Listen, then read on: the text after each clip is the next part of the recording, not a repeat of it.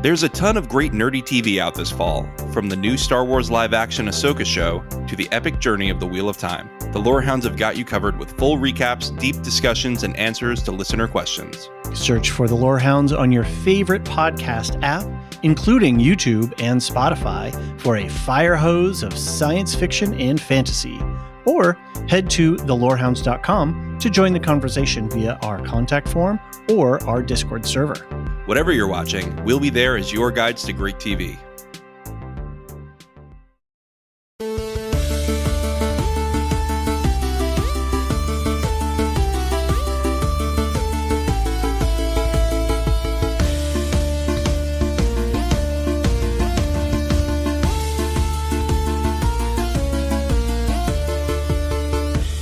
Welcome to the Ahsoka podcast. We're the Lorehounds, your guides to a galaxy far, far away. I'm John. And I'm David, and this is our coverage of the Star Wars Disney Plus series Ahsoka, Season 1, Part 6, Far, Far Away.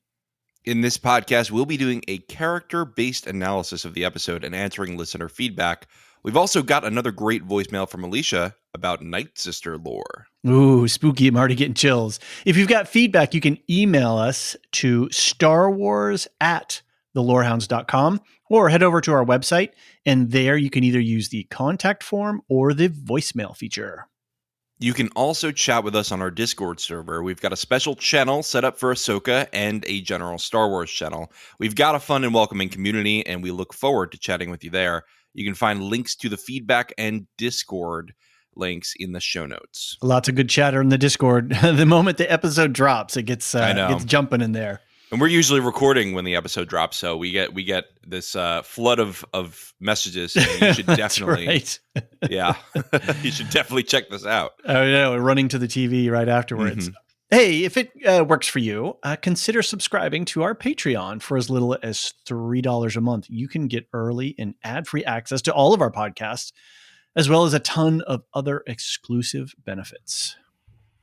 If you don't mind ads, you can always find us on all the major podcasting platforms and Spotify and YouTube. Oh my. We have a dedicated Star Wars feed set up. So if you're only interested in a galaxy far, far away, you can subscribe just to that. Or you can find our main feed where we publish everything. You can search for the Lorehounds to subscribe to that today. Also, please rate and review. This helps our visibility, and the more people that listen, the better we are able to produce all the different projects that we've got going on. And sometimes that feels like a lot, but we love doing what we're doing. So, Yep. This is a general purpose spoiler warning. We're going to talk about everything related to Star Wars, all the animated series, all the books that we've read, anything. So while we're newer to the deeper lore of Star Wars, we're pretty eager fans. We're always looking to learn more about this world, and we appreciate when people write in with deeper context about this universe. John, what was first just a dream has become a frightening reality for our enemies, as Thrawn said. What did you think of the episode? I thought it was great. I thought it was Rebels. It was just a Rebels episode, which was awesome. I mean, I love Rebels, and they did a really great job bringing everyone to life. It was surreal to hear the animated voice of Thrawn become live action. I went, ooh, that it like triggered something within me. It triggered an emotion within me. That's what I think is great is about this line that he delivers, this line that he delivers, which is what was just a dream has become a reality. It's such a great little wink and a nod in the dialogue to the fact that we're actually getting this show and we're getting Rebels brought forward in this way. Yeah, I mean, Lars is just bringing it to the Thrawn character. He's terrifying. He's blue as we dreamed, and he's red-eyed. He's blue, dabba-dee, dabba-da. But yeah, he's red-eyed. He's terrifying. He's always calm, and that is part of the intimidation of him. Yeah, and I appreciated that they did that. I appreciated that he wasn't just capricious about everything. He wasn't just mean to Sabine when she came. No need for hostility. Honor the deal. Really great characterization. I thought Sabine was just as bratty as she should have been. She has no time for him. She's just like, F you, dude. Right, exactly. She's just like, can you just tell me where this guy is? Because I'm getting frustrated. But yeah, I thought it was a great episode. I didn't miss Ahsoka in it, honestly. Right, She was barely in her own episode, and it worked for me. That's fine. That's fine. Yeah, that's storytelling is storytelling, and some episodes, we're going to do different stuff. Yeah. How about you? I am really enjoying the series. I was thinking about this larger question of what this show means for Star Wars at large. I can say I was watching it with my spouse the other night, and she asked me like, "Oh, like is what's your vibe on this? How are you liking it?" And really, it was just her way of secretly checking to see like, "Hey, this is becoming my big favorite show of the Star Wars canon. How about you? How we like compare our opinions to other people that." So I think it's hitting on a number of cylinders, and it for not just the animated fans, but I think in the general population, I think it's working. And I think, and then I was trying to think about all of the television, right? Just setting aside the movie and just looking at the shows that we have. It's getting up there for me pretty high. And this episode really was another rung in the ladder of it climbing up in my estimation. And I think we can say, and I think you were saying this too back when we were watching Andor, like we can have these, you identified this, that we can have different Star Wars stories in the same canon.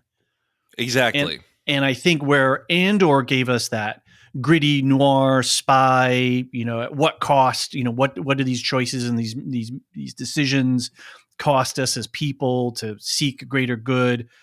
And we got Mandalorian, and we've got sort of the lone wolf cub vibe going on there, and exploring more of the Jedi and Mandalorian cultures. And over here, this feels really mythic and mystical and spiritual in these interesting ways. And it's almost like I'm not going to compare Book of Boba or Obi-Wan so much. Those were, they're working some stuff out. I think we're hitting a new level here. Yeah.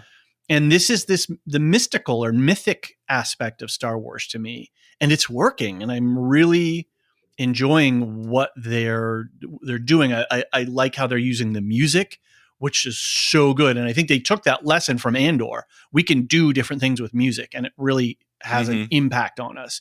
The organs for Thrawn were so great, so ominous. I mean, I think that might be from Rebels too. I think the organ sound. I somebody check me on that, but I think I recognize it. I felt like it felt familiar. Okay, even so, it's working, and I think they're really taking the lessons learned from Andor in the way that Andor used its music over here. If not taking lessons, building on what is possible from that. Because the music in Andor really struck me as something new and unique, and playing with different kinds of sounds and stuff. But then, like for this episode, we have this great pacing device. We've got a ticking clock. We literally have a ticking clock in the music on the last scene. There's a tick-tock sound. Nice. But this great, we've got 3 rotations to deliver the cargo and for Ahsoka to show up. And so I just feel, but I also like the slower pacing, because it allows that mythic quality to arise, and these long, when the bad guys are staring off into the distance or looking at a star map very seriously. Right. It works that we're moving at this more plodding pace rather than a quick pace. Yeah, something that I was very surprised at was I could have seen this be episode 2 or 3. I could have seen this be the setup for a whole season. Interesting. And we have 2 episodes left after this. Right. To wrap this up, to put a neat bow on this. It's going to end, I think my fingers are crossed for a dynamic and exciting last couple of episodes. I really want to see. Better be 2 hours each. Yes, exactly. Well, that's funny. I was thinking about this too, watching on my little screen with my earbuds for my second watch. I had this thought. I would love to take the, they stretched it out for 8, right? There's a rumors about an original 6 episode, but then they wanted 8, so they cut it up. But anyway, just take all the episodes from this season, chop it up and then put it on a big screen and give me like a 2-part movie or something like that. Right. I would love that experience with a big surround sound on a big, clean, crisp screen. Man, that would just be awesome. With the Thrawn Star Destroyer coming in overhead and whew, yeah, it would have been good. Would have been. Unfortunately, we don't right now. We'll see. Maybe they will one day. Maybe they'll do it like ahead of the Filoni-verse Endgame. Yeah. It's very cool. We'll see. I will say I was a little surprised by Huyang coming in with a long time ago in a galaxy far, far away. Mm-hmm. I see people saying, is Huyang the writer of the Star Wars crawls? Is that going to be canon in universe now? I think it was just a fun wink line. Yeah, I think a winky so too. wink line, But I think it's fun to think of it that way. What did Demerzel say in Foundation? Long ago, not very far away. Which I love. Away, right? I love that we've got these multiple shows in operation right now, playing and talking with each other in this kind of way, even if it's not intentional. It's just still for fandom. It's just great, fun stuff. Long ago, but not far away. There was one other thing I wanted to mention in general thoughts, which was I'm seeing a really weird discourse on like Twitter and Reddit about this where, I think it's good natured. I think it's well intended to say, I'm concerned people aren't going to like this if they haven't watched Rebels, if they haven't watched the animated series. I think it's getting to a point of almost gatekeeping. And I don't think it's warranted. I really don't think it's warranted. I'm seeing people all across the spectrum enjoy the show. Let's not keep telling people that they can't enjoy it if they haven't watched the animated series. I don't think that's true. I just don't think it's true.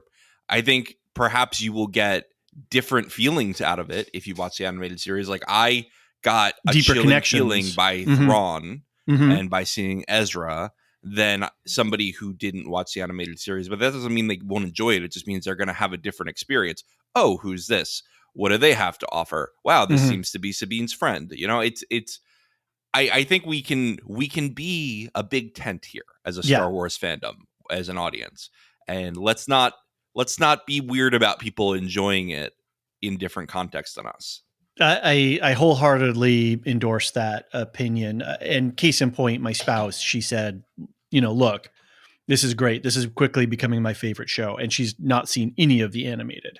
Right. And barely knows who some of these other characters are. She knows Ahsoka from The Mandalorian, right? And so, but it's working. So if it's working, there's no need to, we as the fans could say, oh yeah, so in this episode of this show, this thing happened and this is why, this is that. Isn't that cool? And then the people can go, oh wow, that's amazing. So rather than gatekeeping, we can actually be enablers. We can actually help people enjoy it. And you know what? Maybe they say, I really liked Ezra and Sabine's relationship. Is there more on that? Yeah, you got 4 seasons. Right. Great. Go to this episode, go to that episode, right? So... Yep. Yeah. There's going to be a long time before season 2, if one exists, because I'm still not sure if this is supposed to be a one-off or if this is supposed to be a multi-season show.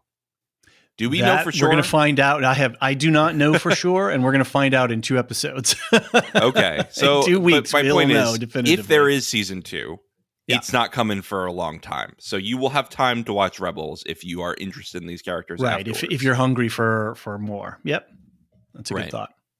All right. I think that's enough general thoughts, David.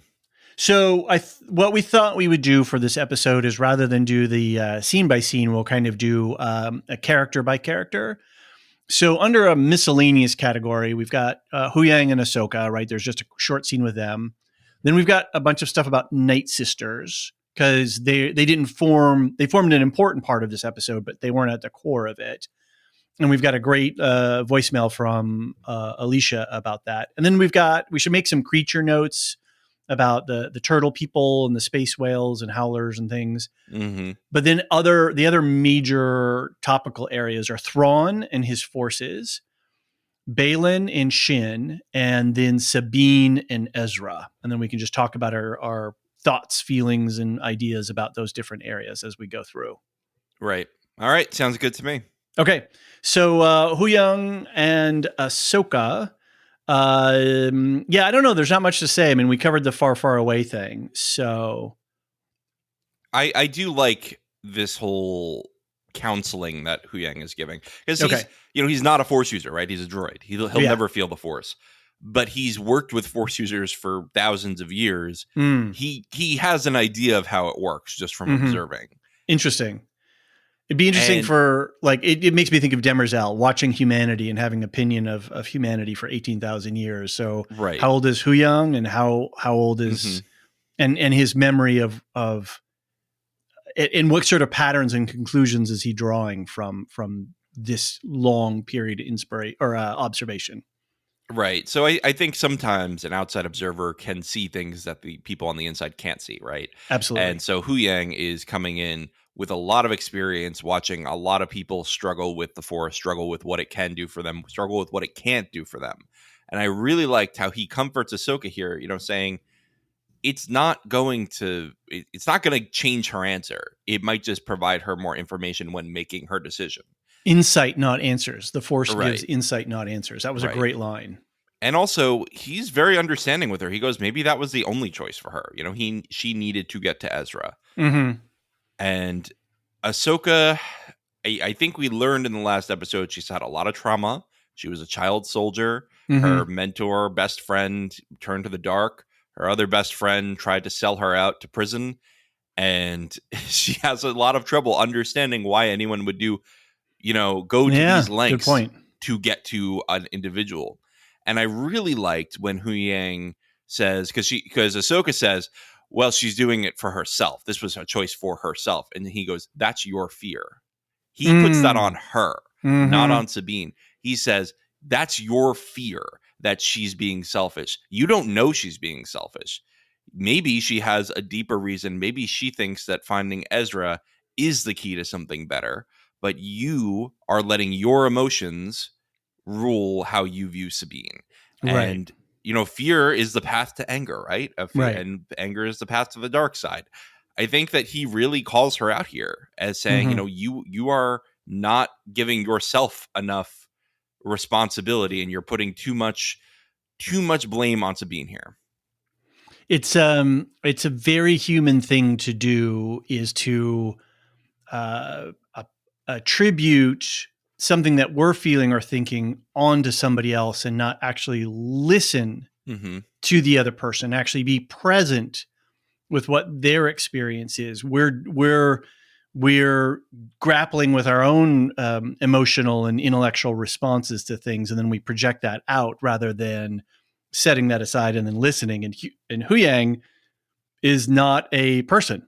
He doesn't have a brain in the biological sense that we do. So his calling out this is a really great, he'd be a great psychotherapist, right? He'd be a great, psychohistorian, psychohistorian even, maybe. Yeah, very much so. So yeah, I think it's a really good call that you make there, that, and I think that's a big cornerstone of the story, is this issue between Sabine and Ahsoka, and them both dealing with their trauma. Right. And while yet needing to depend on each other and have this master-learner relationship. But can you be a learner or a master if you're dealing with your own stuff on top of the other person's stuff and being activated by their trauma? Like my trauma gets activated by your trauma. Right. So it's tough. And I think that Ahsoka has not really mastered her fear here. Not yet. Right. Yeah. Agreed. Yeah. Which is interesting, because we saw her have a big breakthrough last episode, but she's still holding on to this idea that, Sabine is still a kid and needs to be watched and all that jazz. You can have a breakthrough, but you still need to there's still work to do, and there's still strengthening to carry yourself forward in the face of all the other stuff of life. And that's good writing, is that she did not have a sudden turn where she's magically healed of all her faults. Right. Yeah. I think that's a really good call. That's a realistic character trait that we can identify with. You're not just, well, I'm better, but not Sabine. Would you like to have a Huyang's Star Wars History of the Galaxy type story? Just turn it into an audiobook. I'll listen to David Tennant talk all day. He has a podcast actually called David Tennant Does a Podcast with ... And then he has different guests on, and it's actually a really good podcast. Yeah, everybody's got a podcast, but yeah, it's I could listen to him talk all day. So yeah, it would be a fun little, like a Vision, or not a Visions. What's the other? What was the one that had Ahsoka and Tales of the Jedi? Tales of the Jedi. Yeah, right? or even just audiobooks. Just give me David Tennant talking about. You could have Huyang sitting by the fireside with a book open on his lap, and come gather round. Gather ye children. Should we talk about Nightsisters? Toil and trouble. Lots of witchiness going on. I would love to talk about Toil and Trouble. Should we play Alicia's voicemail now to set up our conversation? Good timing, because I just put it up in the in the soundboard. Great, sure. Let's do it. Yeah, let's do it. Elysia here, checking in to talk about my favorite Ahsoka episode so far personally. Holy Triple Mother Talzin, they had me at Wolves and Witches, but I also loved meeting the Crabby Turtle people, and Ezra and Thrawn were perfect. The World Between Worlds is Teleron Riyadh confirmed. And I'm so curious to learn more about Howler. He doesn't quite look like a Lothwolf, but could they be related? Ancestors? Can Howler tunnel through hyperspace? I need to know these things. Big question answered, though. The species from a distant galaxy is the Nightsisters themselves, which makes as much sense as anyone else teaching them what they know. And it makes sense that they would use the Force differently than the Force users we usually see in our main galaxy. So sad, but so realistic to see how the two different types of Force users, the Jedi and the Nightsisters, judge and fear each other because they use the same tool differently, using words like witches and it to spit at each other. But cool to see some great mothers looking just as ethereally spooky as in Clone Wars. It's interesting that they apparently came from this misty but relatively less gloomy planet and ended up on the much darker Dathomir. I'm hoping we might get more of that story, if not in this show soon, because we know so tantalizingly little. Focusing only on the new canon, since there are quite a few differences from their Legends lore, what we did know before this is that the Nightsisters were associated with the planet Dathomir, familiar to all fans of the Clone Wars and the Jedi games. This is also the planet Maul came from, but the Zabrak men of Dathomir, the Night Brothers, the ones with the horns, they were descendants of criminal exiles from another planet, Iridonia, where both men and women have horns.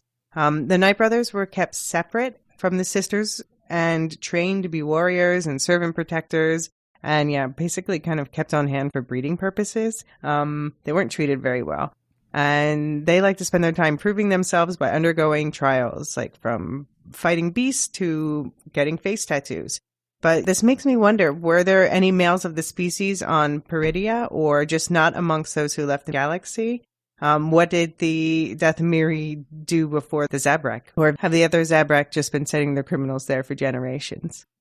But when the Nightsisters got to the primary Star Wars galaxy, it makes sense they would be drawn to Dathomir, which is strong in dark power. Both the men and women of Dathomir were often strong in the Force, like Maul and his brother Savage, and Mirren from the Jedi games, and the former Sith Nightsister and best Star Wars character ever, Asajj Ventress. Check out the Clone Wars, the Maul comics, the Jedi games, and the books Dark Disciple and Battle Scars to learn more about them. Dathomir is also the home planet of the Rancor, the creature on Tatooine that Grogu bonded with during the Book of Boba Fett finale. This was a skill the Nightsisters also had, and this animal bonding skill is also how the ancient Nightsisters rode the Purrgil, eventually winding up in our hero's galaxy. There was actually an offhand reference made to Legends of Witches riding space whales, I think in the early seasons of Mando, so they've been building to this story for a while now. Anyway, the women of Dathomir, they grouped into clans and practiced magic, spelled with a CK, and color-coded green on screen, and they called their leaders Mother, like the three great mothers we met in this episode. Three like the three witches of Macbeth, or the three fates. In fact, these characters are called Atropos, Clotho, and Lachesis, after the fates of Greek mythology, Atropos, Clotho, and Lachesis. It's interesting that the old Nightsister religion also seems to feature a trinity based on their statues. These new Nightsisters were fully Dathomiri with the gray skin and black markings, which makes me wonder how human Morgan Elsbeth ended up in their ranks. But there is record of a Jedi exile called Elysia living among the Dathomir for a while. Apparently, she's the one who especially taught them to hate Jedi. Anyway, by the time of the Clone Wars, their numbers had dwindled to a single united clan under Mother Talzin. Then Morgan was apparently there on Dathomir when the Nightsister version of Order 66 went down, with General Grievous leading the slaughter of almost all the Nightsisters because they'd pissed off Count Dooku, or perhaps, as Maul suggests at one point, because their magic was too dangerous if it fell into the wrong hands being Dooku's Master Sidious, aka Palpatine, whom he hoped to kill and take its spot one day. The most interesting aspect of the Nightsister magic, though, is that it very prominently features necromancy. There's a good chance that some of that cargo they're loading into Thrawn's ship is mummified corpses, and I, for one, would love to see a live-action Star Wars zombie battle. There's also been suggestion that almost all Nightsisters become Force ghosts. We've seen characters interact with Mother Talzin's Force ghost multiple times in canon, for one. Not only that, but another Nightsister named Yenna from the Clone Wars Stories of Light and Dark is basically a golem made from clay and shells and brought to life by the Nightsister who raised her. As one of the great mothers put it in this episode, after all, death and resurrection are common deceptions played out by both Nightsister and Jedi. So I'm glad to have this new piece of history added to the lore, but I have so many more questions now. I hope we learn more about how and why they left this galaxy so long ago, and how did the Great Mothers end up here now? Were they on Thrawn's ship when the Purgles took it, or were some Nightsisters still on this planet? And why do they want to leave now? Just to invade, or is there something driving them away? And most of all, I want to know if we can pretty please have an entire Nightsisters series set anywhere on the timeline is fine, or just like a whole Tales of the Nightsisters or story set in every age. Please and thank you. Yeah. Woo! A lot of details there. Man. Also, I need to say, don't read Battle Scars. That was really? on Elysia 6. It's not good. It's not good. I'm going to be honest. It's a book that takes place in between the two Jedi Fallen Order video games. Okay. And I don't know why, but it was not good. Anyway, great lore dump here, because there's some of the most fascinating cultures in Star Wars are on Dathomir, and it's not explored in live action until now, which is really great to bring this into the mainstream. And anyone who's like, this isn't Star Wars, will have to go through, many Clone Wars and Rebels arcs, right? Because it's been around for a long time. Funny, I saw this Twitter thread that said, I remember when the Purgles arc of Rebels was considered filler. People thought it was filler. And now this is a staple of this series. So people always say anything that Dave Filoni puts in, never write it off as filler, because it could come back very easily. Right. Yeah, it's interesting to see this new faction being brought to life, and it gives me, this is, I think, that what a lot of common conversation is happening is that the ability for resurrection plays into the movies, and we know that Filoni is trying to glue together the sequel movies into the main canon. So if this gives Palpatine the ability to clone and resurrect himself, and then of course we have the cloning that's going on in the Mandalorian shows, then this could be that missing piece that with the Nightsisters that brings it together. Yeah. That was a big question I had, was what is this cargo? And it didn't even occur to me that those things that the stormtroopers are moving could be coffins. That's fascinating. That is really an interesting theory. And I'm thanks, Elysia, for that. That's sort of changed my whole opinion about what might be going on here. It's very cool. One thing I'll say is I don't think we've seen the Nightsisters bring back someone as like a person. It's more like zombies. They're more reanimating corpses than they are bringing souls back. And I don't know how they'll incorporate that in any kind of Palpy nonsense, Shiv nonsense. But I think that they very well could be having a zombie army of stormtroopers. Well, we've got the whole Moff Gideon side of things, right? And as he was exploring, trying to do that and getting force powers to be inherited, I guess you could say. So yeah, I can see building blocks. I mean, I don't know how it's going to go, but I could totally see how we're going to go from there with Moff Gideon stuff. So, well, we've got Filoni Endgame coming, so we know something's going to connect. Yeah, it's nice to have a consistent through line. You know, having somebody with who has a point of view and is taking at least one of the storylines and going for it. And I think that's nice. I like that we're having we have a cohesive goal. story. Exactly, we have an endpoint. Feels nice. Yeah. Did you get any Mustafar vibes? So Mustafar was the planet that Darth Vader was on in not really. Not from this, because not from the planet, just from the big tower thing, the way that the tower looked. Yeah, it was a little mystical, I guess. Sure. Yeah, it was just visual. It was just a visual kind of thing. Yeah. And then I noticed too that the Great Mother had a kind of a Dune-esque voice, right? You know, with the sort of echo secondary. She would say hello, hello, hello, kind of thing. So yeah. And they can, I mean, and for them to be able to project across space-time like that, that's pretty powerful. Right. Yeah, absolutely. I mean, I don't know any Jedi who could do that.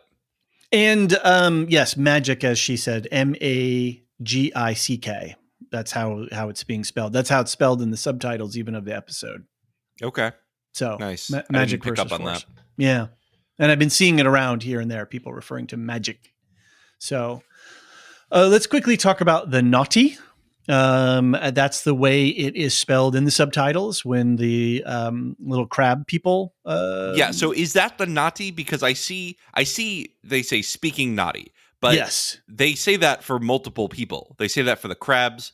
They say that for I think the bandits too. They say it for. Oh, really? Yeah, it's like all over the place. So I'm like, what is the naughty? Okay. Who actually made the language? Then I stand corrected. And write in if you've got intel on this. I did a quick cursory search today, but I couldn't find too much. So I was really just going off the subtitles. But anyway, the little crab nomadic people. We'll call them the escargot. Yeah. Good one. I was going to ask you, do you think that their feet and their hearts are proportional in size? Yeah, they are a little hobbit-like, aren't they? Yeah, and we had an enlightened village, a idyllic pastoral village where, everybody's happy, and we like that.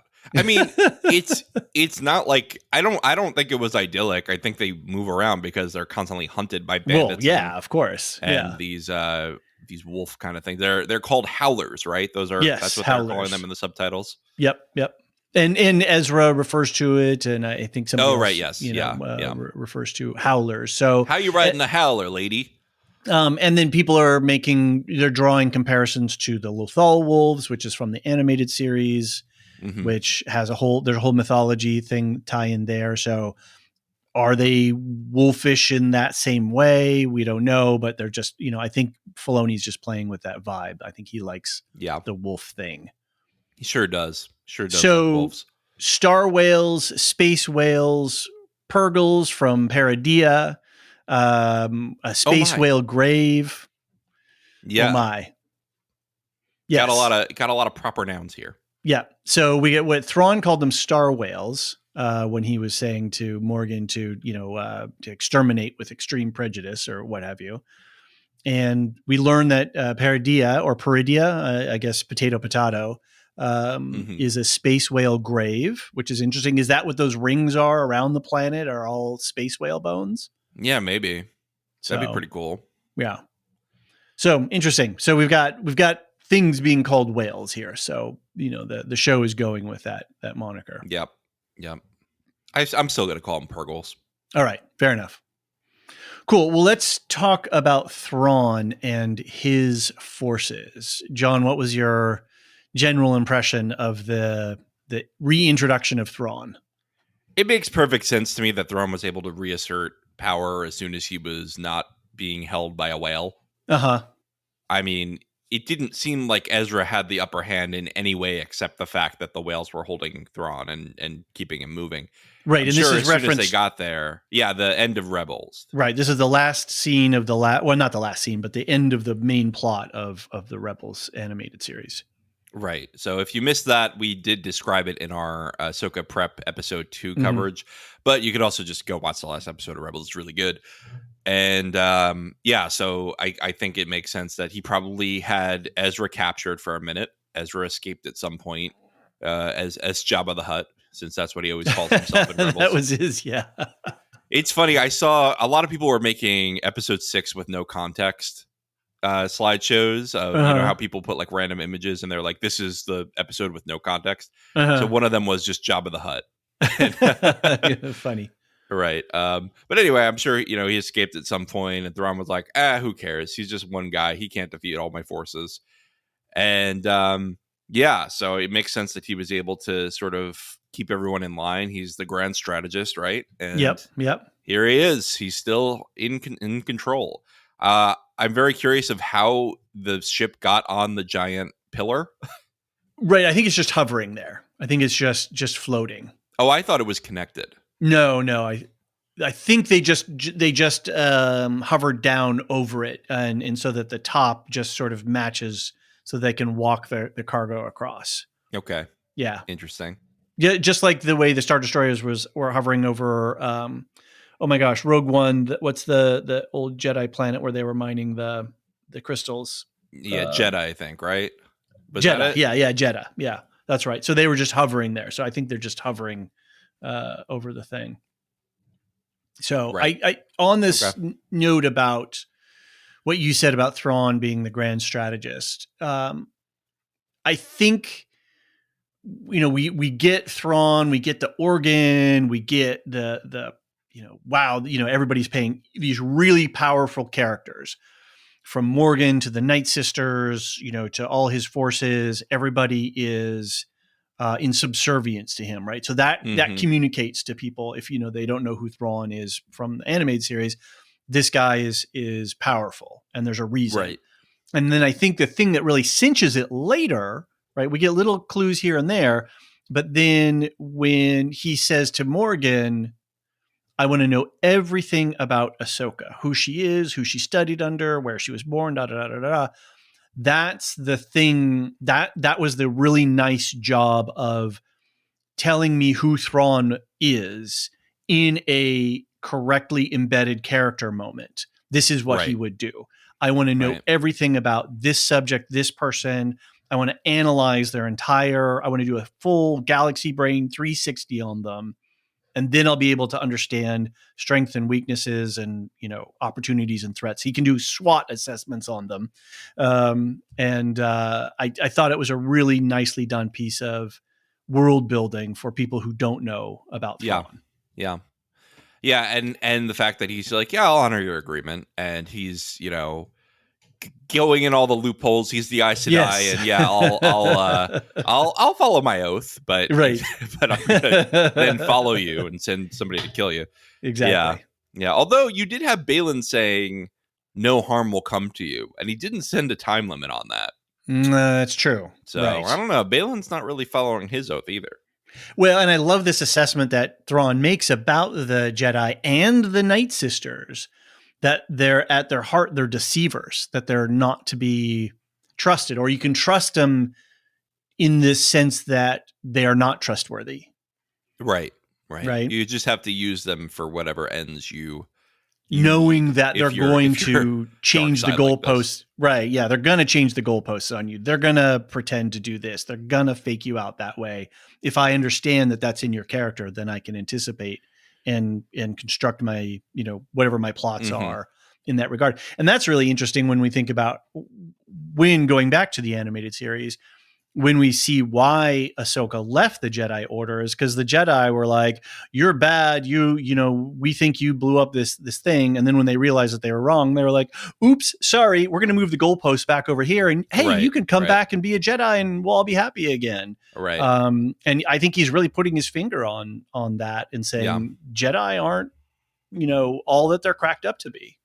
Well, Thrawn, I would say, and I don't think they completely went deep into this here. I think you really need to spend some time with Thrawn for this, but you got to understand his motivations are definitely not to serve the Sith. He's not like a dark side user. Correct.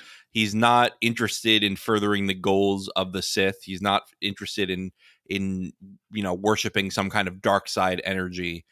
He thinks that a centralized power that is keeping a tight grip on an area, keeping a very tight regime going, that is the most effective way to defend against outside forces and to run an efficient society.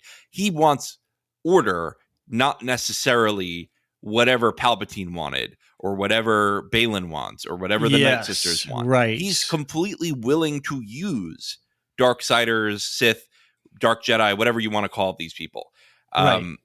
For his own ends, but he's not interested in whatever is the the forces of evil's goals. He's interested in his own goals, right? Yeah, and I think that makes him a more interesting villain. Absolutely, absolutely. He's not your cartoonish bad guy. He often has a point, right? Is the Jedi were really ineffective guardians.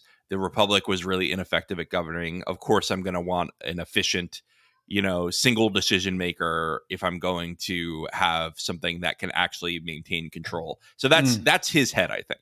It's not purely evil. It's almost sociopathic, right? It's detached from any kind of emotion. It's I will use whatever tools I need to accomplish my goal. So, and he's his species is called the Chiss. I believe, if I'm correct. And there's a whole, right. So can you be sociopathic if you're not a human? Like that's a human psychological trait. But all aliens are just, reimagining. They're humans with different colors. Yeah. Exactly. Yeah. But interesting to think about what his motivations are.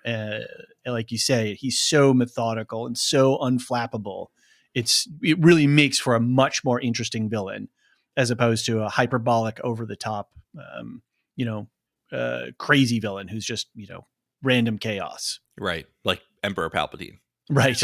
Or I know this is going to upset you, but who's the robotic general that has all the army things? Grievous. Yeah.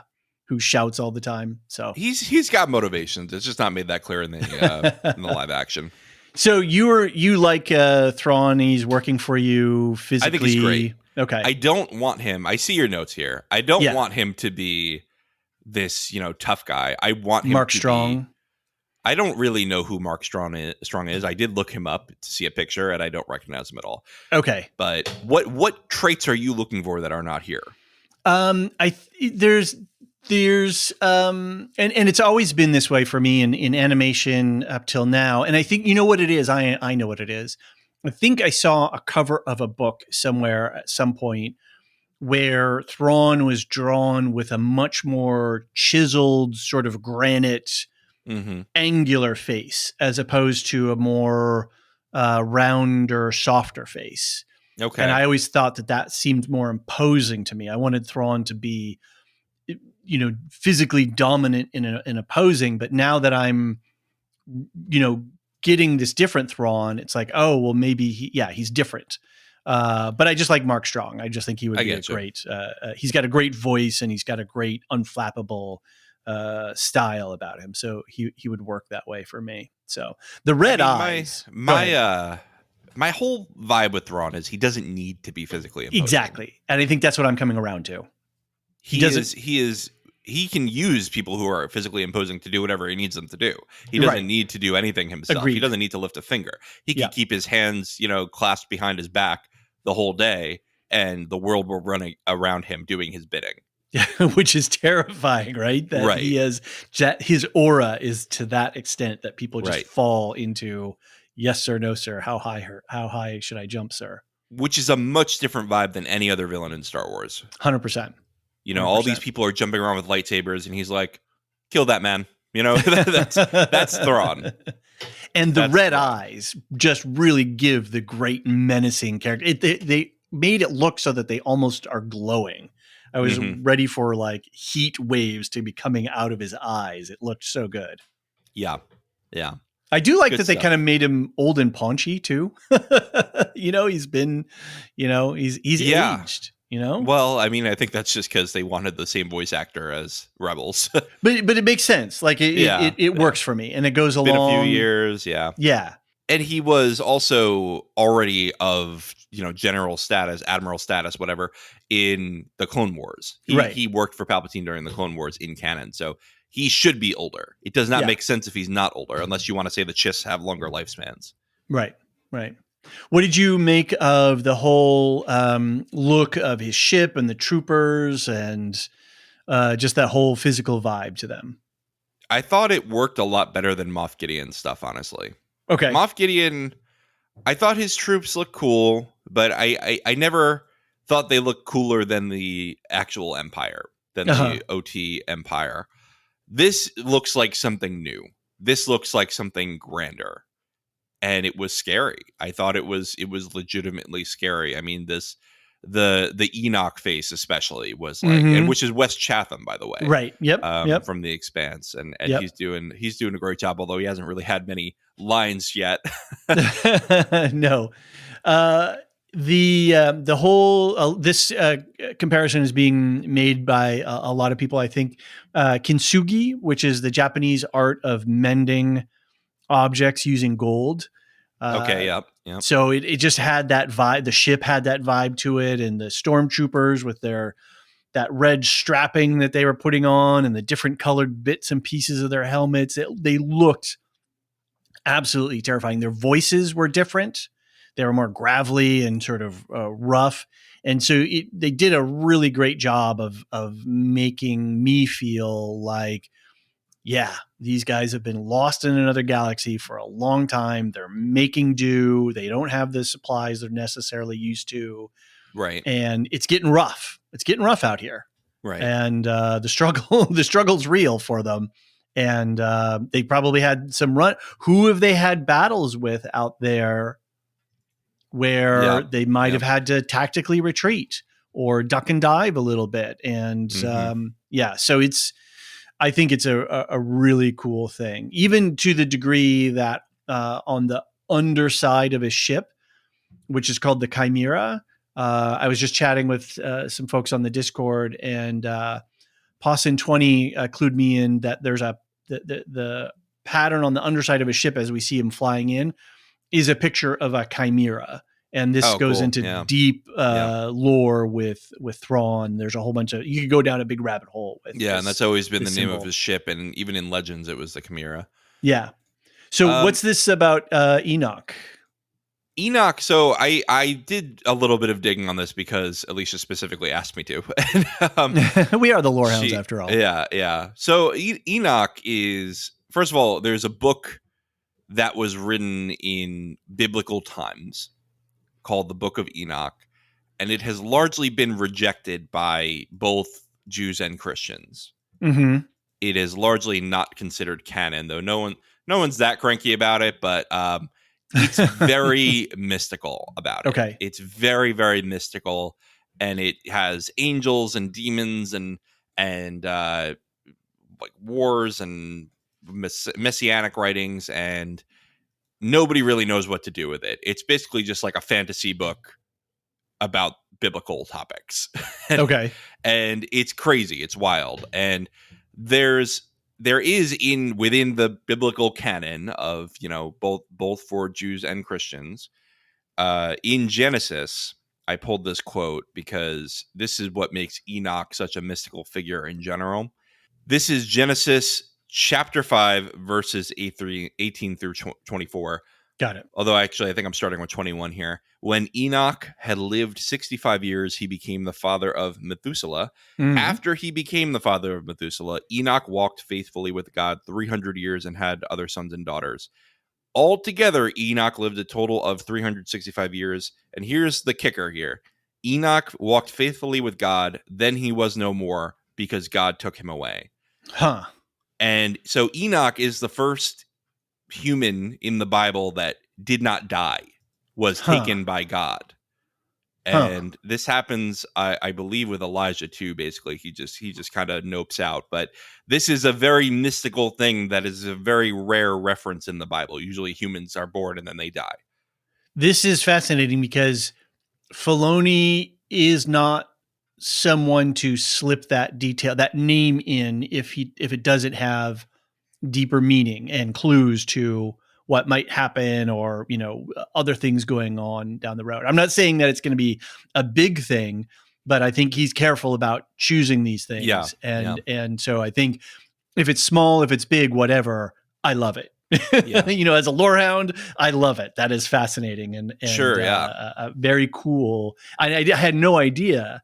And is Thrawn God here, right? Just taking Enoch away and saving him. Or what's going to happen? Who knows? But I love this and this idea that in the Bible something like that happened, where God was just like, "Okay, cool, come with me." You did good. I'm happy. Bring you along. So right, yeah, it's a super weird reference that nobody knows what to do with. Right, even within biblical writings, and now we have it in Star Wars, of course. Well, John, maybe we should take a quick break, and then when we come back, we can talk about Baylan and Shin and Sabine and Ezra. All right.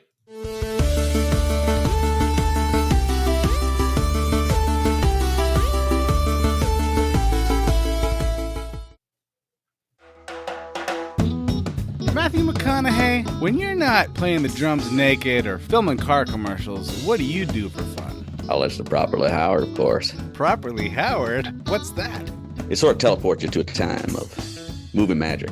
So this is a movie podcast? Something like that, yeah. It's more than that, though. The professor brings a little bit of that highbrow, and then the comedian brings a little bit of that lowbrow. So what you get is a little thing called middlebrow, kind of like the Baby Bear podcast.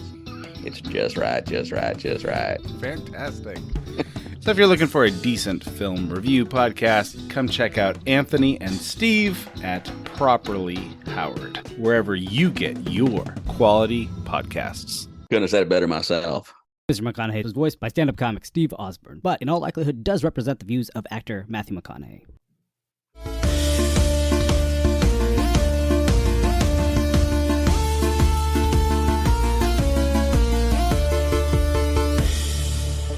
And we're back. John, let's talk a little bit about Baylan and Shin. Baelor?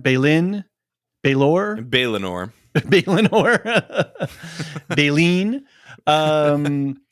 We're just making fun because we had a feedback last episode about our pronunciation of Baylan. So, we like to have a little fun on this podcast. So what did you think? We got a lot of backstory and a lot of lore building here. What did you make of this all? I thought it was fascinating. I think that Baylan is basically Ishmael from the Wheel of Time. He doesn't want crossing the streams here. We got Foundation. We got Wheel of Time. He doesn't want to fight a war on either side. He wants to end the war for all time. That's what it seems like. He says there's a cycle, and I'm here to stop it. I'm here to break it. Yep. The beginning. I'm seeking the beginning. That is so ominous, and I love that. It's not a MacGuffin. It's not a map. It's not an orb. It's not a ring, a glove, what have you. It's a condition. It's a state of process or being or something. I mean, I'm sure we'll get some physicality to whatever this is and whatever is calling him. When I did my rewatch and I got the line about, can't you, when he's talking to Shin and he's saying, can't you hear it? Can't you see it? I got chills. I literally got chills and I'm gutted. I just, every time I see Ray Stevenson on screen, I'm gutted that we don't get to see him play this character out further and further. Because he's so compelling. He's so interesting. Yeah, he's fascinating. I wonder if he dies this season on screen. Because if he does, then, that's the end of the story anyway. But if he doesn't, I don't know. Do you recast him? There was chatter in the Discord about this, and some people were throwing some names around. And you were saying what? I said Brian Cox. Just give me unhinged Baylan. Could we get a Jack Nicholson Baylan? I was thinking, Brian Cox, bring in the Logan Roy of, is Jedi and Sith unfucking believable? Just really, really go full Succession with it. How about a Roy Kent Baylan? I could see it. That would be fun. Yeah. What do you Ted think? Lasso. Make it a Ted Lasso Balin. All right, now I really want to. Barbecue sauce. Shin, you come with me now. You hear? Awesome. What do you think about? So a couple of big mysteries here. What potentially are the Nightsisters running from, or what threat is on this planet or in this galaxy, or what is calling to Balin? What is he seeing and hearing? Probably hears Ishmael, but no, but realistically, I have no idea. Maybe it's, he's right. He's right that the Jedi were a complete failure. So are the Sith. So are all of these cycles of war, which is part of why I'm disappointed that Disney has not gone into this idea that maybe we could have something more than the Jedi and the Sith, something better than what the Jedi were. You have Luke having his school for magical children. You have now you have this Rey movie announced where they're going to have Rey and her school for misfit kids. And it's just like Professor X trains the Jedi. Yeah. Right. Hogwarts, Exactly. Yeah. I'm done with the magical school for let's definitely shelter them from the dark side and only teach them the light. And that way, when they finally come into the contact with the dark side, they're completely tempted and our whole system fails. And completely have no ability, no immune system to fight off the right. The That's a good way to put it. Yeah. I think that this is Filoni's answer to what happens post. You know how you have post rock? Yes. You have all these genres. What happens when you get to post Jedi? Yeah. And that's an interesting question to try to answer here. Do you think there's an entity out there that's calling him? I don't know. You did have in Rebels, there was this, I can't remember the name, so somebody's going to write in and then I'm going to. Yeah, this gray, the balance of the Force, the one that trained Kanan in the ways after. Yes. Yeah. He was this creature on the Rebel base planet that was very disinterested in light side or dark side. He was just the Force. And the same thing with the Mortis arc in Clone Wars. You have the father as the balance in the Force, and you had the son and the daughter being the dark side and the light side. And Anakin was asked by the father in that arc, do you want to replace me? Can you be the one who maintains balance? Obviously, he doesn't. He just becomes dark side and then eventually brings back balance to the Force for like 10 years. And anyway, my point is, I think there is something out there that could be bigger than one of the two sides of the Force. Bendu. His name was Bendu. Bendu. Okay. So we've got Bendu, we've got the father. We have precedent for these neutral Force beings. And I would be interested to see if they give us another one or if they have perhaps the father come back for something. I don't know. It would be interesting. Okay. I kind of don't want to see Bendu in live action. I think he would look kind of silly. Okay. Fair enough. Cool. But the father would be cool. I like this idea when Shin asks him about, do you miss the Jedi Order?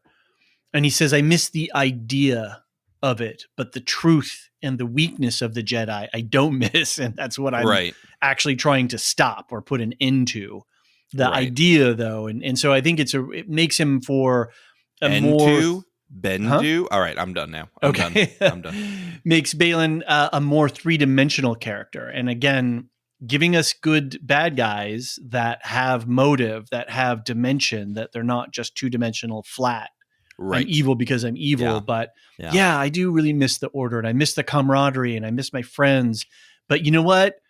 The whole thing was effed, and it deserves to be broken down. And we've got to get past this cycle and this inevitability of the cycle of society.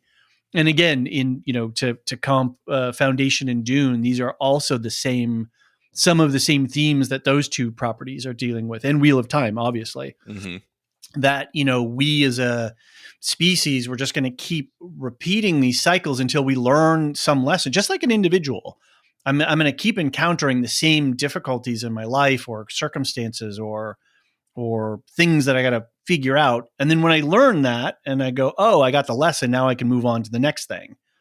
And so it's interesting that Baylan is trying to not learn the lesson of the moment. And this is maybe his bad guy flaw. What's the lesson we need to learn? And then how can we apply that and move forward? Instead, he's like, nah, the whole thing's messed up. We just got to cut it off from the source. And I got to go back to quote unquote the beginning. It's Daenerys, right? It's Daenerys saying, I don't want to turn the wheel. I want to break the wheel. Yeah. We're going to pull in every single property we've ever watched this time. It's great. So One Piece, no, I'm just kidding. But I just want to say quickly, I could listen to Ray Stevenson say inevitable all day, like over and over again. 100%. He says it with so much contempt. And watch his face and his eyes and his eyebrows. He's such a masterful. He's done so many shows and movies and stuff. His physicality is just down to a perfect, like his little eyebrow raise and his little eye twitches. Yeah, I agree. Yeah. So quickly, something that I noted when Thrawn says, okay, you can follow at your leisure and then destroy them. He doesn't say kill them. He says destroy them. But Baylan kind of is like, yep, I'm going to go. But he kind of shrugs his shoulder in a way, which is like, God, I really don't want to do this. Yeah. And it was a similar reaction when Ahsoka fired up her lightsabers. And he's just like, do we have to really? And this is my head thought on this is that he views this as a waste. It's a waste of effort. It's a waste of talent. Why do we have to to do this? I'm gonna go kill Ezra and Sabine because I have to, because that my bigger goal, which supersedes your goal, I can't get to that until I got to use your goals to be able to achieve my goals. So yeah, I'll go do it, but I really don't want to. And I think that's a really, again, giving his character more depth and complexity. Right. And, I think that basically he sees the whole order to kill them as part of the cycle, right? Yes, this exactly. Is another dark side. Yep. Okay, the dark side wants me to kill the light side. Fine. Fine. I'll go do it. Yeah, it's a drag. He's going to kick his feet the whole way. Well, I would love to see one animated story of how he escapes Order 66. His best friend Kelleran got him out, That would be so cool. Just in a total fan servicey way that like is complete, serial. You just got Ahmed Best coming in. We got to get out of here, buddy. That's great. And then you got Ray Stevenson use the AI to recreate his voice. Please don't actually do that, but go, how inevitable. Inevitable. Yes, a young one. Interesting about Shin and what he says here. First, that she can't see past the cycle. She's like, oh, Master, it's our turn to be in charge. And he's like, no, girl, there's a bigger thing that we're out after. So I thought that was interesting. And he says that she's not a Jedi. She's not being trained to become a Jedi. And he uses this phrase, Boken Jedi, not broken, Boken, Bokken. And that, if you remember, we talked about in episode 1, a Boken means wooden sword in Japanese. And that's the sword that Sabine was using when she was training with Ahsoka at the beginning. So he's calling these Jedi who were being trained in the wild, he calls them as a class, as a category, Boken Jedi, which I think is Filoni making new canon for us right here before our very eyes. Fascinating. Yeah. Yeah. Well, he didn't give us blue milk, though, and cereal with cereal. I mean, I don't know. I would take the blue milk over this. Should we talk about Sabine and Ezra? Let's do it. And Sabine's stupid people decisions. She has made a bunch of stupid person decisions. Although this episode, I thought fewer stupid person decisions than I just can't. I hate the not right now. I don't want to explain to you right now what's going on. There's no time. That's not what she's doing there, though. That's not. There's no time. That's I'm embarrassed. Give me a minute to enjoy this moment before you hate me. Oh, that's interesting. I hadn't thought that. I just got caught up in the device of I'm not going to tell you fear of tropes. Yes, exactly. Rule you. And fear leads to anger. It does. David. It does. I'm angry when I didn't read it like that at all. I didn't read it like that. Interesting. Okay, cool. She begged him. She went, "Can you just let me be happy that I found you, please?" That's a really good point. That was not a timing thing. That was absolutely a. I have something I have to tell you that you're gonna hate, and I don't want to do it yet. I got to take a minute here to collect myself before I break this bad news to you. Yeah, right. That's a really good interpretation. Thank you. I appreciate the insight. Good thing. Yeah, no, I didn't read it at all like a timing thing. So I'm interested in how you got there. Anyway, go on. Well, no, I think that's it. I have to. I'm curious though too. They keep playing with this idea of Sabine being able to use the Force and then not doing it. And it just made me think of how many kids out there, whenever they first encountered their Star Wars experience, be it from 77 all the way up through now, where you sat in your room or you sat in the back of the car or what have you, and you stretched out your hand and you stretched out your feelings and you tried to use the Force. And every time Sabine does it, I'm reminded of myself as a kid trying to do the same thing. And it's my generation was waiting for our Hogwarts letters. That was really the equivalent of millennials. Perfect. Yeah. Nice. What did you think of Ezra?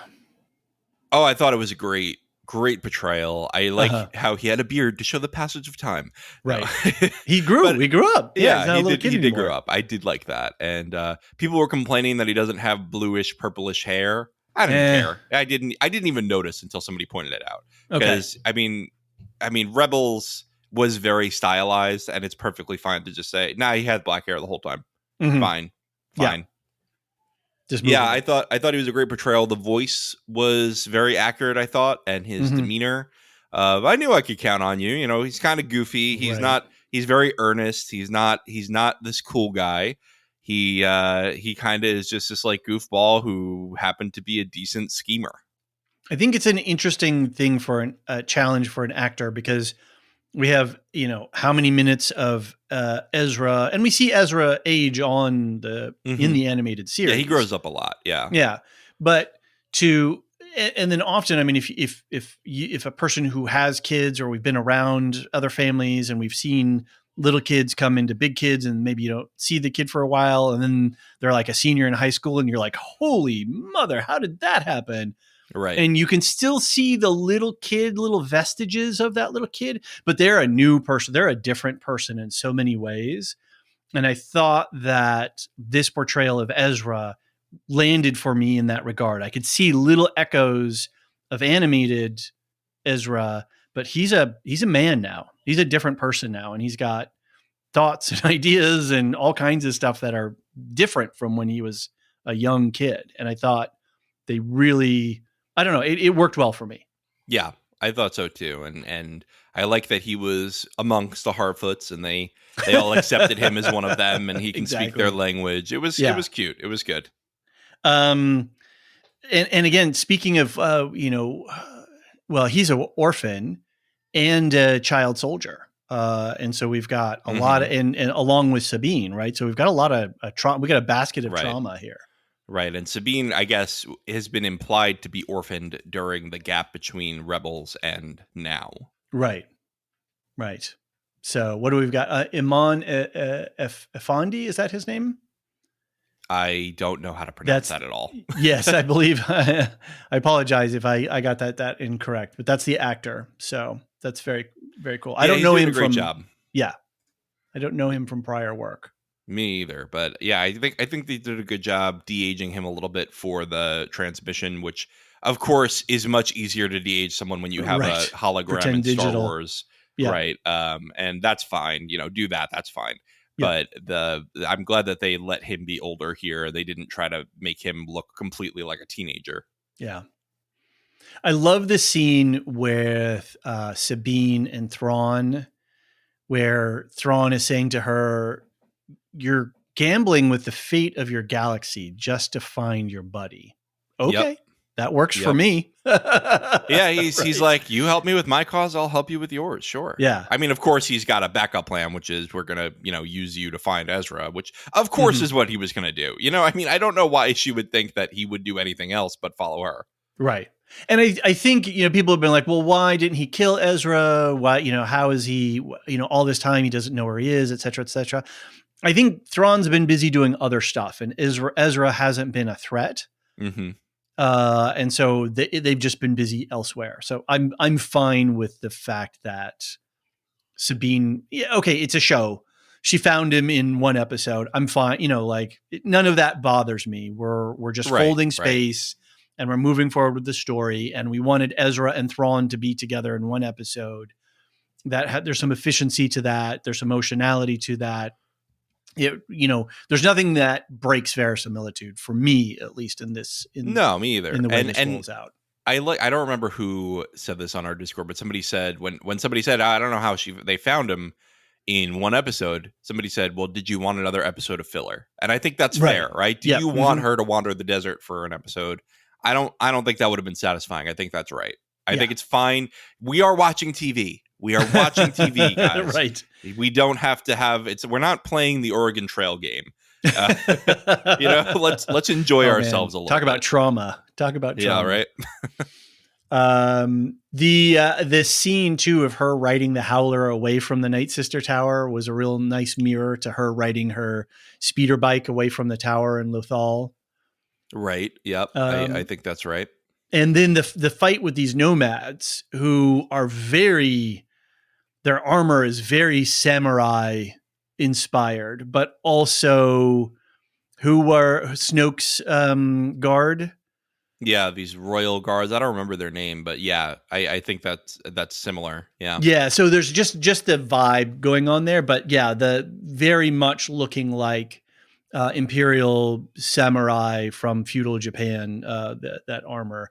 But I do have to say that little fight, and I've got some more I want to talk about the fight, but just the way that those nomads operated was felt very Tuscan to me, with the gaffer, or what are their sticks called? I forget. Oh hell. Anyway, just the way they were making sounds and doing stuff, it just echoed Tuscan in a lot of ways. Yeah. Yeah. So, but I did want to point my finger at something which I thought was interesting. During the fight, she's using a lot of Mandalorian skills and tactics. She doesn't have her helmet on, right? So that's a little bit nerve-wracking. Yep. But she's using her forearm guards and taking shots, intentionally taking shots here and there. But she's not able to make any significant progress in winning the fight using her Mandalorian skills. And then the moment that she switches tactics and goes into Jedi skills, she does make a lot of progress. So during the space battle, when they were checking out the Eye of Sion, right, it was Ahsoka said, okay, you lead, right? Use your Mandalorian skills. And she uses her Mandalorian skills to great effect. Yeah. And now she's using her Jedi skills to effect. So it's an interesting thing that they're playing with, is what is the most effective tactic for her, and can she find wholeness and use both Mandalorian and Jedi seamlessly? I think that what I read from this scene was that these bandits had a lot of practice fighting stormtroopers and dodging bullets and interesting shooting them. That's never a very come cool across theory. a I hadn't thought lightsaber about before. That. Yeah, I like that. Because why would they, right? Ezra didn't have his. They've never fought a lightsaber before. They probably went, holy shit, what is this? And they well, they even had no the one defense dude against it. When she cuts up his stick at the end, the dude's just like, oh hell. And he just runs away. Yeah, I think I think you're absolutely right. They were taken aback. Yeah. I think that's what they're going for there. They could have been more explicit about it, I guess. Yeah, no, I think it works. And then I think the last thing I wanted to say about Sabine is that when she's yelling at the Howler, calling it a coward and accusing it of abandoning her. It was clearly what Ahsoka, what she might be thinking, what Ahsoka might say to her, right? Playing out the conversation in your head, because that's kind of what she did to Ahsoka, right? She ran away. Well, she I don't know, her. because she thought Ahsoka was dead, right? Yeah, but she, it just that the whole thing, she didn't shoot the map when she had the chance, Yeah, but I guess if she thinks Ahsoka's dead, she might just be like, well, I'm going to do what I need to do for me now. Yeah. I don't know. I don't think it's the same, because even in the battle, Ahsoka tried to help her and she said, no, you go ahead. You go fight your own battle. But it wasn't abandonment. I don't agree. Okay. Actually. I'm going to push back. Interesting. Well, okay. Maybe it's that she's dealing with her own feelings of guilt. Could be. About, and it's more generalized and less specific. But, yeah. I mean, that was pretty harsh, calling it a coward and saying you abandoned me, right? Yeah. Especially in a situation where that's a big boy. He probably could have fought off a lot of those people. Mm-hmm.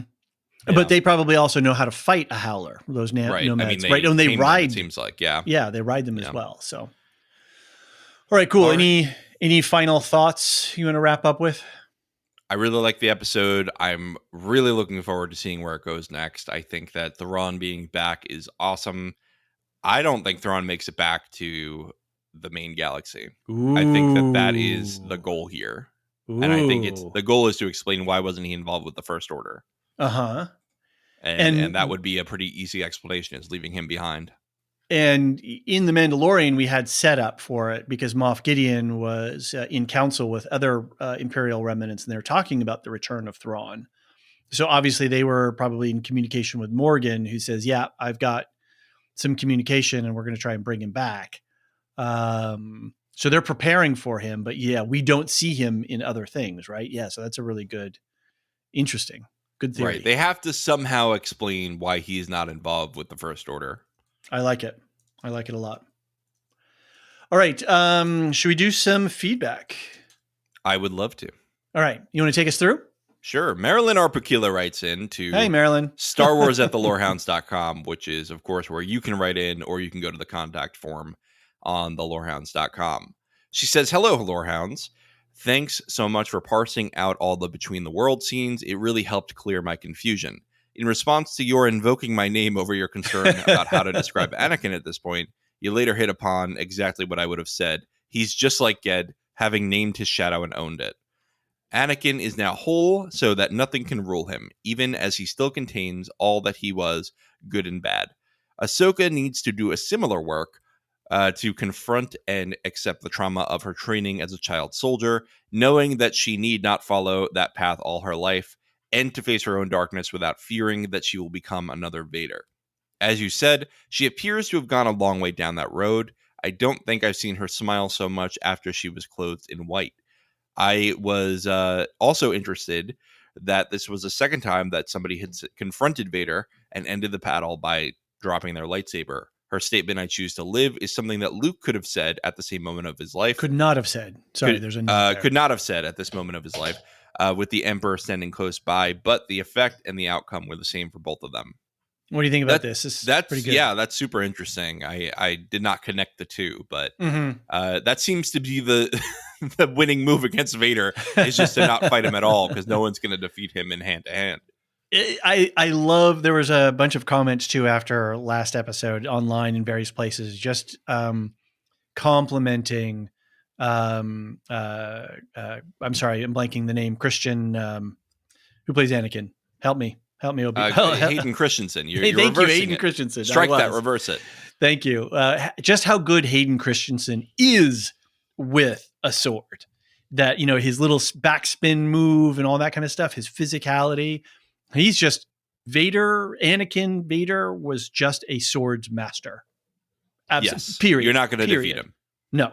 Because no one else had years of Clone Wars experience from the time and was the most powerful midichlorian holder, right, I guess, of all time.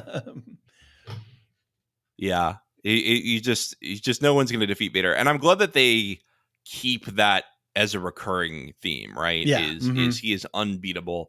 don't even fucking try it. Like don't go near him. Don't try it. The only way you defeat him is to get him to join your side. And I think the only one who was able to kind of defeat him was Obi-Wan during the TV show, right? There was that one battle that they had where he was able to. Yeah, but I think he was outsmarting him more with tactics rather than he got him behind a flame wall. That was basically it. It wasn't that he if Vader had gotten near him again, he would have been dead. Right. Yeah. We might have to go back and watch that. Yeah. She continues. More small wonder that Ahsoka has had such a hard time teaching, considering her own past learning experience. There are certainly plenty of war around in which to teach a Padawan how to be a warrior. But Sabine already knows all that, with the exception of specific techniques related to lightsabers and such. So what is it that Ahsoka is supposed to teach Sabine? I think it has much more to do with relating to one's own shadow, and particularly to forgiving oneself from one's own mistakes. To my mind, redemption lies in really knowing that you are more than your worst actions. Ooh. Yeah, and Marilyn Anakin was, right? Yeah. Yeah. Yeah, I really like this reading here. Yeah, that's interesting. Yeah, it's we in our modern context, we talk a lot about restorative justice, and it starts with acknowledgement, right? And acknowledging that there was a transgression or something bad has happened. You got to look at the impact, what really happened and how did it affect people. But then you got to do some work, right? You got to do some restoration work. And but it doesn't start. None of that can start until you can find the grace in yourself in that moment to be able to realize, as Marilyn says, that you are more than your worst actions. So that's a beginning. That's a beginning, which Baylan is seeking. Yeah, I think that's right. I think Baylan is certainly more than just a Jedi. Yeah. Yeah. She finishes up in response to something that Elysia said. I find that the mechanism of Foundation space travels is quite different from anywhere else. I think of it as jumps versus driving on highways. The jumping from point to point is not the same thing as having to travel at incredibly fast speeds. I think both methods of travel are viable, useful, and interesting, as well as each having its own form of limitations that have to be overcome. I think that Asimov's version is closer to the real-world scientific concept of folding space, which that series demonstrates quite nicely. Whereas in Star Wars and Star Trek, you have a vehicle that can go really, really, really fast. Faster than current science believes is possible. This requires special types of fuel, something else that doesn't really ever get spelled out in the Foundation series. Looking forward to the next episode, Marilyn. Yeah, the only other place I've seen folding space and this kind of jumping is in the Starfield video game that just came out. And so they took that from Foundation or from Real World Science or something. But it's certainly not the main thing that people use in science fiction, which is usually really, really, really fast. Right. It's interesting in the Dune world, Herbert never really resolves, and I haven't read the auxiliary stuff. I haven't read the stuff that his son has produced and or written himself. So I don't know how in those other books if there's answers to this question, but in the at least in the first original 3 core books, Frank Herbert never explains how in the Dune world they fold space. He just talks about the navigators use space to navigate space and to navigate a way through safely. So to get around, obstacles, black holes, stars, quasar, or whatever, objects, that celestial bodies that might be out there. Yeah. So there's, it's interesting in the milieu of how we get around. Yeah. I like the really, really, really, really, really fast. Yep. Well, thanks, Marilyn. Always a pleasure to speak to you about this stuff. We'll be looking forward to getting some more mythic insights from this episode for sure. Yeah. Lore Master Eric F. writes in by email. Hi, guys. Firstly, regarding the trivia question I sent in last week, Lars's occupation was never mentioned in the original trilogy. It did not get mentioned in a movie until episode 2. That's interesting. When Anakin returned to Tatooine for his mother. Watto tells him that he sold her to a moisture farmer named Lars. At least I think it was Lars. I was surprised that John didn't catch this, the prequel apologist that he is. Yeah, but I kind of hate episode 2. I mean, it's not the worst thing I've ever seen, He who but apologizes. It's not good. Yeah, he who apologizes for Revenge of the Sith. Episode 2 has decent parts. I don't know if the Tatooine parts are the best part with Watto and his nonsense, but That's interesting that it was never mentioned, because for me as a child of 77, I just seem to know that. I don't know why I know that. I don't know where I learned it. It just seemed to be within the body of knowledge that was downloaded into our 7, 8, 9-year-old brains at the time, right? That Maybe. There's just dry whatever. And wasn't my old man brain, main character of Rogue One. Cassian or what's her name? What's her name? That's we're not going to get this. Jyn Erso. Wasn't Galen Erso? Weren't they moisture farming too? Oh, could be. Maybe that's at least the vibe that I got from there. So let's see. If only we had something that we could look up, instantly put in a search and give an answer. I know. If only we had something like Wikipedia. We have time on that exile planet or whatever. Or you could just search for Galen. They are simple farmers, it says. Simple farmers. Okay. Yeah. Interesting. Yeah. I don't know. We'd have to rewatch the movie to see if they specify. I'd happily rewatch that movie. So I'm never watching that again. Times. I hate that movie. I'm just kidding. It's a great movie. It's a great movie. I could feel a disturbance in the force. The emails were starting to head our way. Right. All right. Now on to my thoughts on the next episode, the latest episode. I agree that in general, each episode has been getting progressively better. I had a thought that I wanted to get your guys' thoughts on. Since Ahsoka seems to be going more towards the ethereal side of the Force, do you think that we'll see or hear a mention of the father, brother, and sisters? As you may recall, the brother represented the dark side of the Force, the sister the light side, while the father represented the balance between them.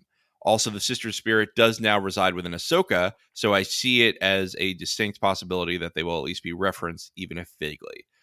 Let's just pause there. That is because in the Mortis arc, Ahsoka dies for a second, and the sister gives up her life.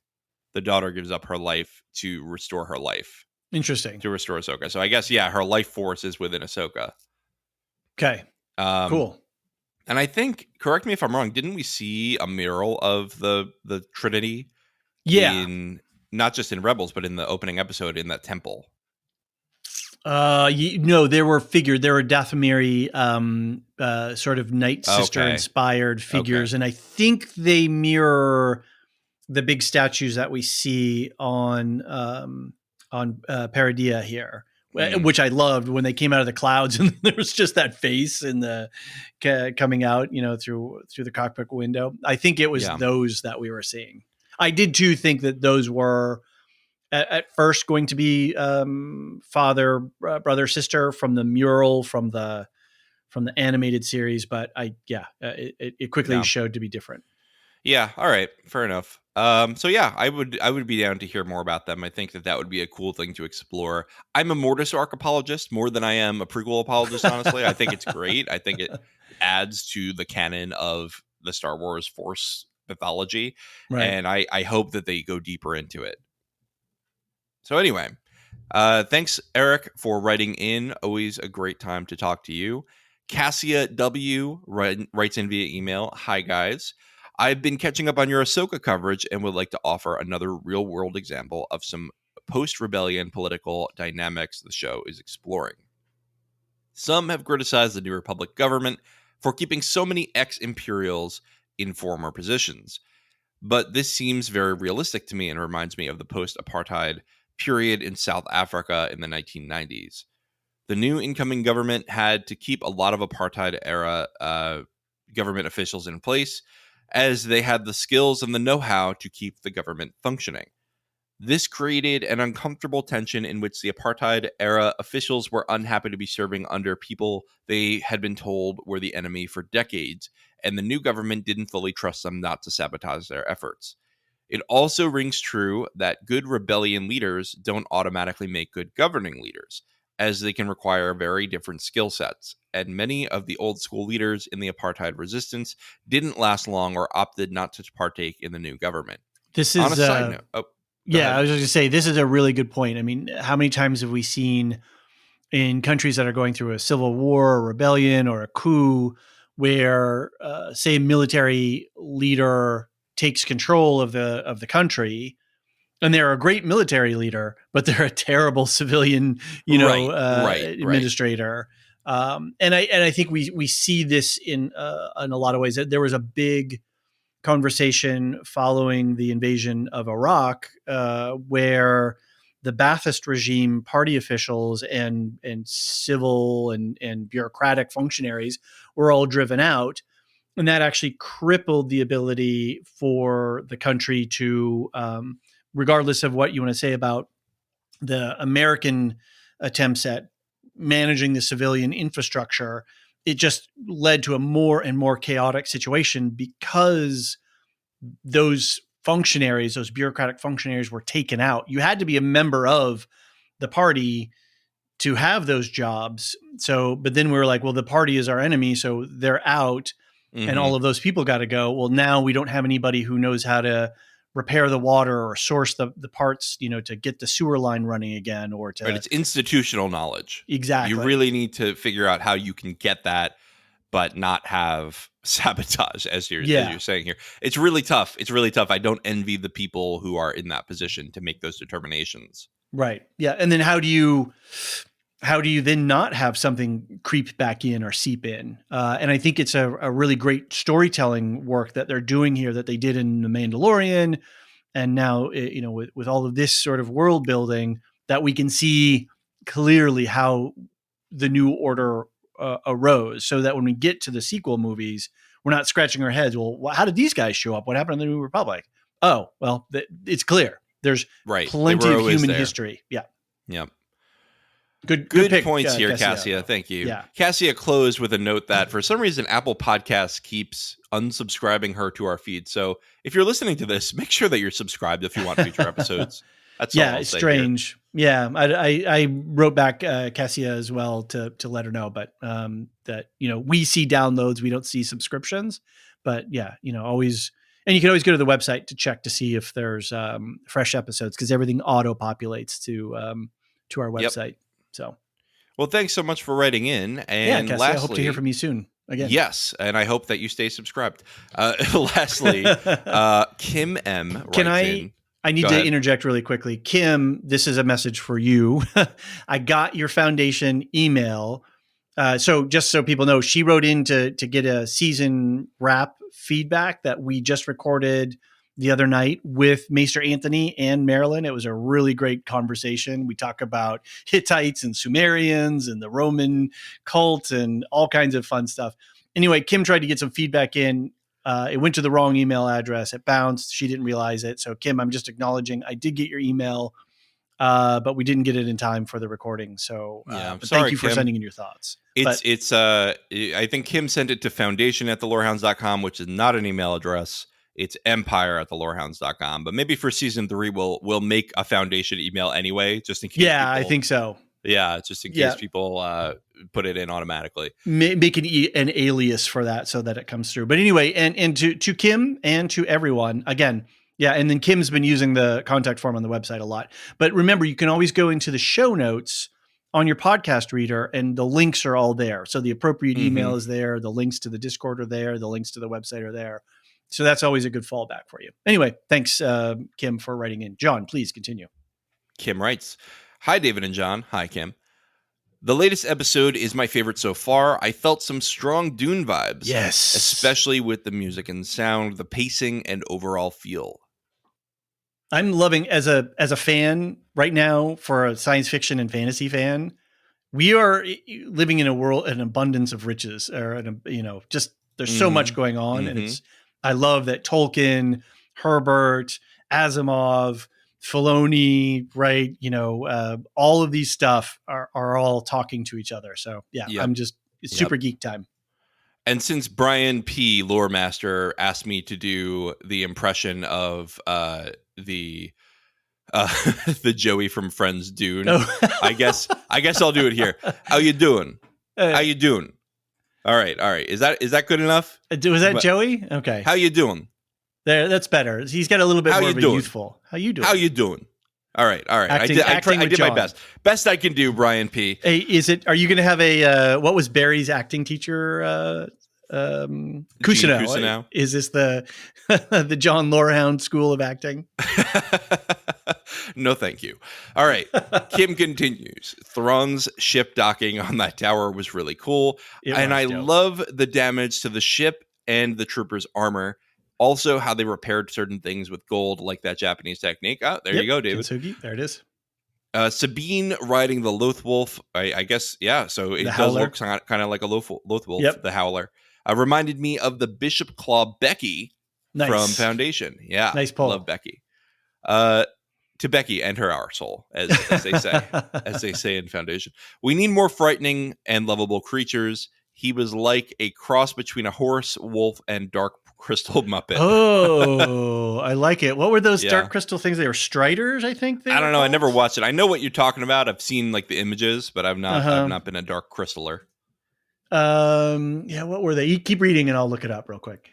All right. Kim says, I want to see more of the sentient, well-dressed hermit crabs too. I was excited about this show, and I consume all Star Wars with a bowl of cereal in my pajamas, but I have been pleasantly surprised.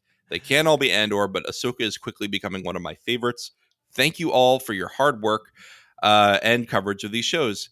Hey, thanks for listening, Kim, because it's always more fun when we can chat with you via feedback. Yeah, and Kim's been writing in a lot, so thanks, Kim. I appreciate it. The dark crystal things were called land striders, which is not all that original of a name, so they're kind of a weird bat neither is giraffe Lothwolf, creature. so let's not give true. Star Wars too much credit Loth either. cat, right? Yeah, fair enough. Well, David, I think that's it for feedback. Yes. Ready for some show notes? I guess so. Some talking about what's going on with us and our affiliates. What's been going on with us is just triple coverage, triple blessings. We just did our season wrap for Foundation. Like I said, we had Maester Anthony and Marilyn on. That was the first time we had those two on a podcast together. It's truly a new world.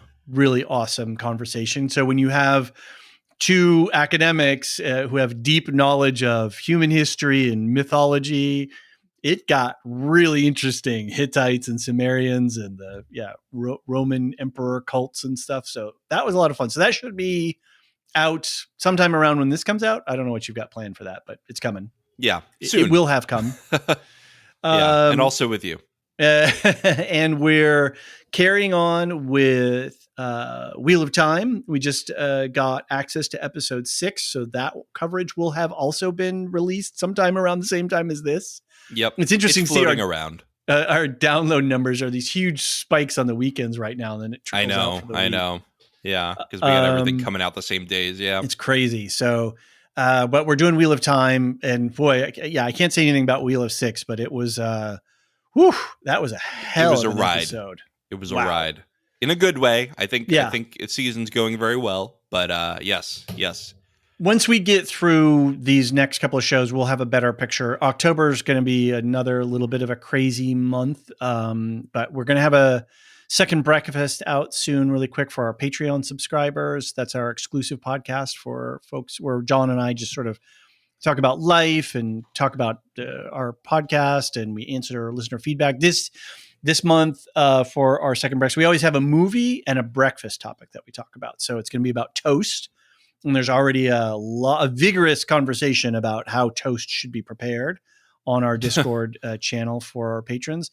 And we're going to be watching the Andromeda Strain and talking about that movie for our Old Man Movie marathon. And the next month for October, John, you've got a whole bunch of spooky movies that we're going to cover.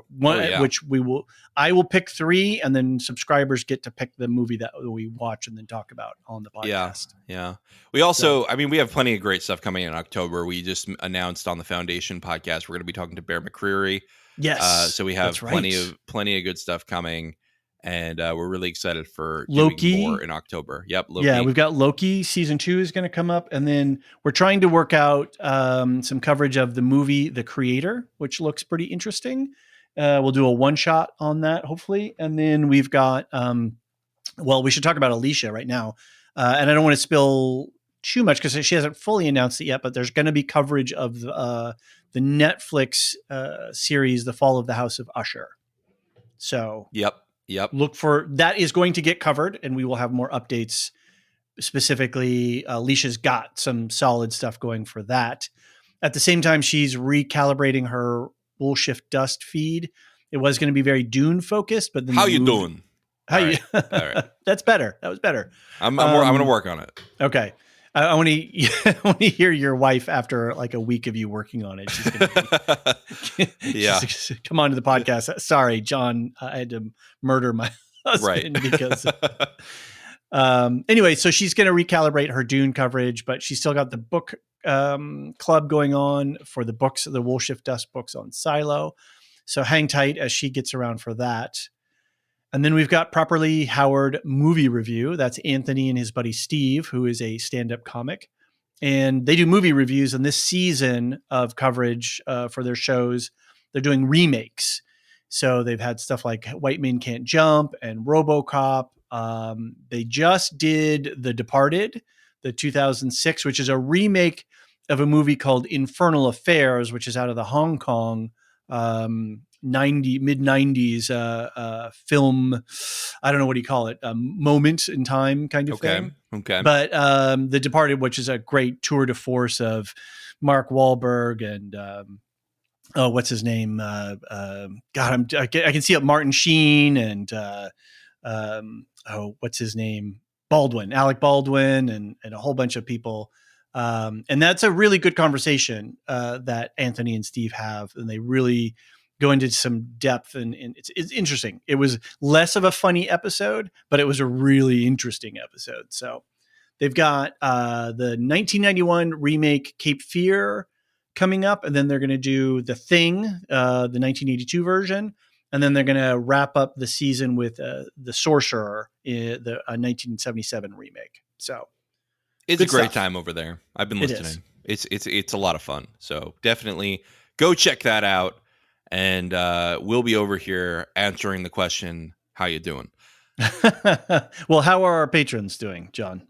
They're doing very well because we've got plenty of lore masters. We've got 30 of them right now. Amazing. And we like to thank them every single episode. They are Samartian, Cyrus, Mark H., Michael G., Michelle E., David W., Brian P., Nick W., SC, Peter O.H., Bettina W., Adam S., Nancy M., Lavinia T., Duve71, Brian 8063, Frederick H., Sarah L., Gareth C., Eric F., Matthew M., Sarah M., DJ Miwa, Andra B., Kwang Yu, Laura G., Deadeye Jedi Bob, Nathan T., Alex V., and Aaron T. Whew. How long until this adds 10 minutes to the podcast? I tell you what, and you don't want to do the sped up one, right? Where No, everybody gets their moment in the sun. That's right. Thank you guys all so much for your ongoing support. It's great. It keeps, there are times when we're doing triple coverage and doing all the other stuff that we're doing in life. And then we think about our subscribers and we're like, yeah, right. You know, this is why we're here, is for you guys. And so it's what keeps the hyperdrive running. That's right. It keeps the crystals in our lightsabers. I don't know. I'm not going to, I'm just going to stop myself. Let it go. Thank you, patrons.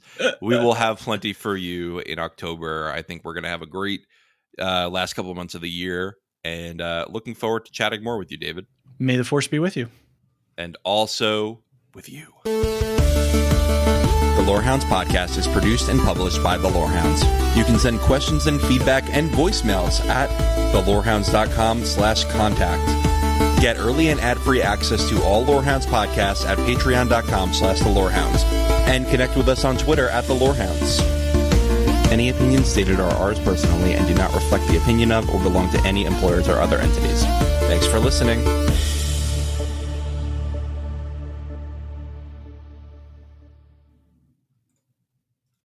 There's a ton of great nerdy TV out this fall, from the new Star Wars live-action Ahsoka show to the epic journey of the Wheel of Time. The Lorehounds have got you covered with full recaps, deep discussions, and answers to listener questions. Search for the Lorehounds on your favorite podcast app, including YouTube and Spotify, for a fire hose of science fiction and fantasy.